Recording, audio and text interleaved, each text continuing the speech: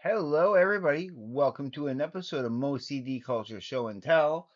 And today's episode is inspired greatly by the Prog Corners video that he did today. I will be leaving a link to his video and whatever else I mention on this video down in the comments below. It will be pinned down there for sure.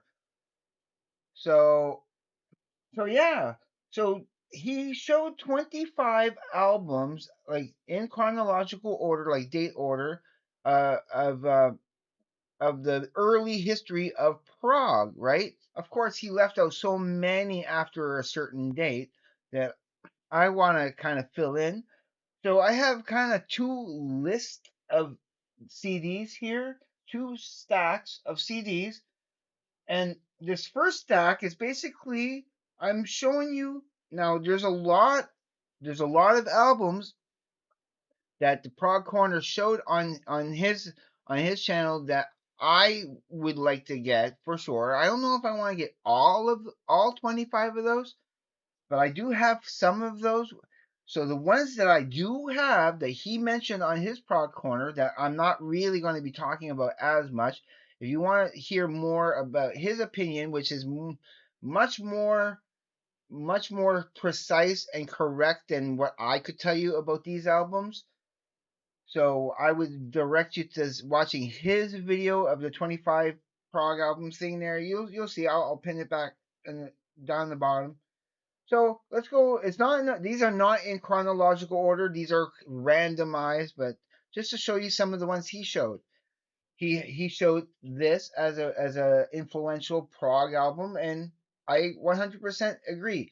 It's great as a prog album, and now when you think of prog, the first thing people think about is probably the odd time signatures, but it prog means more than that.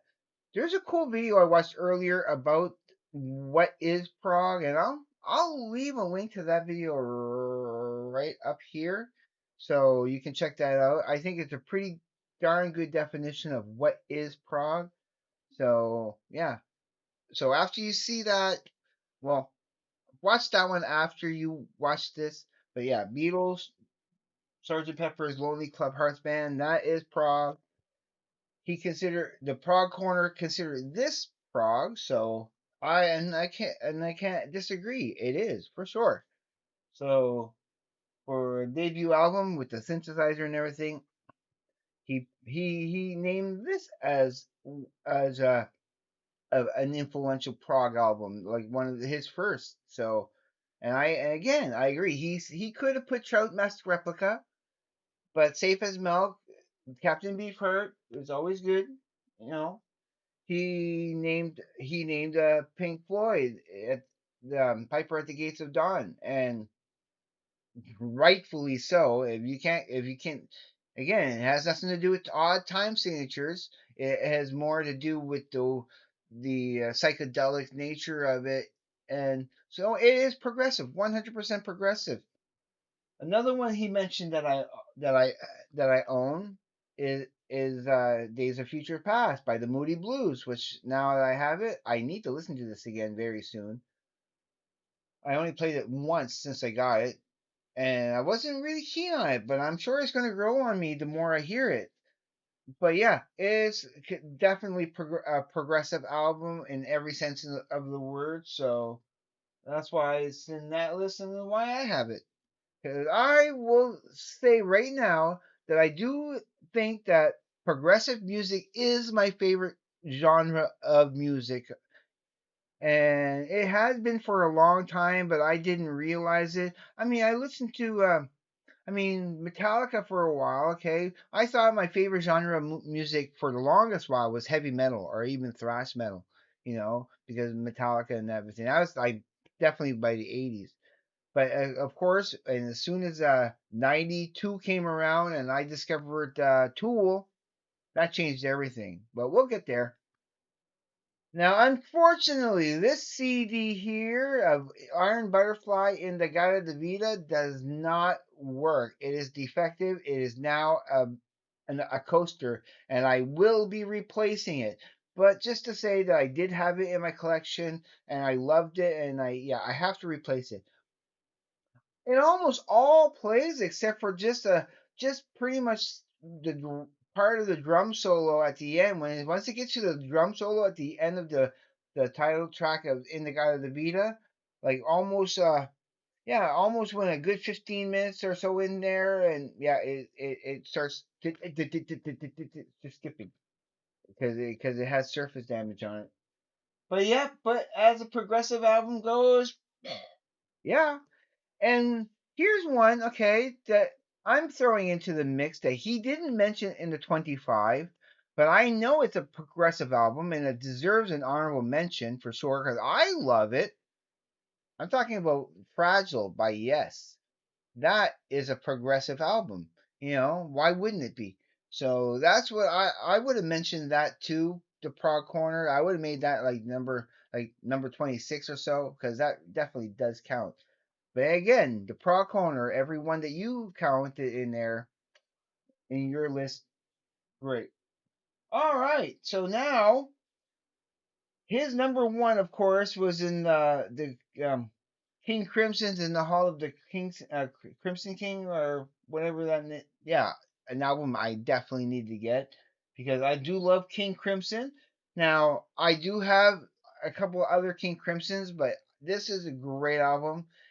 Yeah, I know it's been written on by whoever owned it before, written on it, but I wanted this CD, so that red writing on there is not supposed to be there. Somebody did that with a red marker, and yeah, on almost every page inside too. So if I ever get this replaced, so I can get a clean cover and everything, I will. I will. But I enjoy this, and this is like as much as that other King Crimson album is like progressive, this is progressive to the nth degree. I love it. So another group I want to mention, okay, and I could mention a couple of other albums by this group that's definitely Prog and is influenced greatly by the Prog that preceded it, and I'm talking about Rush. And I want to put this one in the mix here as being a prog album. I could also throw in Caress of Steel. I could also, I mean, let's face it, that very first Rush self-titled, that is basically you're just good old rock and roll. It's good, good rocking. But Caress of Steel, even Fly By Night is still kind of more of just a regular rocking album. You could say Bytorn the Snow Dog was the kind of the first real progressive song that Rush tackled, but they didn't perfect it until they got that and everything. And then the next few albums after that, especially all the way up to Moving Pictures, progressive stuff. Even that synthesizer stuff. Progressive you know. So very influential, and of course they were a major influence on the next progressive band. And basically with me, be, before this album, again they were kind of more of a rock band. I didn't even consider the idea of progressive music, and I didn't even know really what progressive music was until I discovered Tool, and specifically this album. Although this album is ultimately my favorite album, and it's the most progressive of all of their albums, okay, in my opinion, this one started it all because when I first heard this and I heard the progressiveness of it, it blew my mind. And it was like, yeah, it instantly became my favorite album of theirs. And then this came out, and this like far jumped ahead of the curve. So yeah, these are progressive albums like all around. Now, my first love for progressive music kind of started with this album, okay? Being just in our household from the time I could, I could from my earliest memories of the first album I know that was always in my family, always in the household. As much as there was other stuff, this preceded Kiss. This preceded so much, and in many ways, I consider this my true first experience with progressive music. Okay, not about time signatures, although I think there probably is some in there, or even some syncopation, and but it's the whole experimentation of it, the whole homemade feel and sound that it has, kind of, and but yet I think it was so ahead of its time, and it still gets buried under, that it doesn't get talked enough about. And I'm talking about Bruce Hack, and specifically the Electric Lucifer or any other of his albums. Is I consider that truly progressive music in the purest sense, especially when you look at the definition of what progressive music truly is, which is really hard to define. Well, how you define progressive music? Everything I'm mentioning is progressive in its own way. Again, it doesn't have to be dealing with like different time signatures or syncopation and stuff. It is they're kind of, yeah, it's just a different type of music that's ahead of its time. That's what I consider progressive music to be in some sense. All the above, basically. Now, I'm not showing you every album in everybody's collections here, but these two albums, okay, of this group that I'm about to present, I consider this progressive, okay, and again, in such a different form. And instrumental music can be also as progressive as music with lyrics in that. And I want to count Battles and all their albums technically, I consider them all progressive. And and yeah, so there's Mirrored. Yeah, Mirrored is awesome, and La Di Da Di is awesome. It's probably their more progressive. All their albums, every album they have is progressive, and I need to get everything from them. I only have the three albums and plus the DVD set thing there. So yeah, and now the last group I'm going to present here that I consider super duper progressive and worth investing, even though they have a lot in their catalog. I know that Larry Graves got convinced about them. I mean, from every time he heard a song that we sent them, he couldn't deny how great they were. And I consider this the next evolution of progressive music and where all progressive music should be going. And and and taking into consideration everything that I just mentioned preceding this group I'm about to show you, that, yeah, and I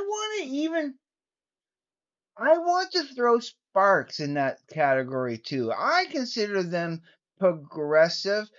From when you think of their structure, how long they've been, and just some of the ingenuity of how they write songs, I would even consider them in a milder form progressive. They're progressive, you know. I mean, convince me otherwise, because I really want to say that they're progressive too. I could have thrown them in this list, but I didn't.